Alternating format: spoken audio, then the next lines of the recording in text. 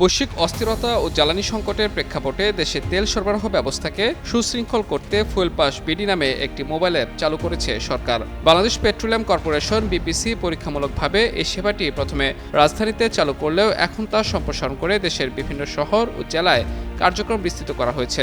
এর ফলে নতুন করে ফুয়েল পাস বিডির আওতাভুক্ত হল আরও ১৯ জেলা। সোমবার দুপুরে বিদ্যুৎ, জ্বালানি ও খনিজ সম্পদ মন্ত্রণালয়ের ফেসবুক পেজে দেয়া এক স্ট্যাটাসে এ তথ্য জানানো হয়। পোস্টে বলা হয়েছে, দেশব্যাপী ফুয়েল পাস ব্যবস্থা বাস্তবায়নের অংশ হিসেবে গাজীপুর, নারায়ণগঞ্জ, কুমিল্লা, লক্ষ্মীপুর, নোয়াখালী, বগুড়া, পাবনা, সিরাজগঞ্জ, বাগেরহাট, চুয়াডাঙ্গা, যশোর, বরগুনা, ভোলা, ঝালকাঠি, হবিগঞ্জ, মৌলভীবাজার, দিনাজপুর, গাইবান্ধা ও কুড়িগ্রাম জেলায় নিবন্ধন কার্যক্রম উন্মুক্ত করা হয়েছে।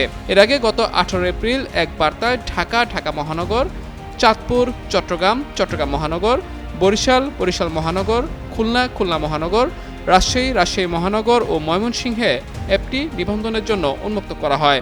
পর্যায়ক্রমে দেশের সব জেলায় ফুয়েল পাসের নিবন্ধন কার্যক্রম চালু করা হবে বলেও জানিয়েছে মন্ত্রণালয়।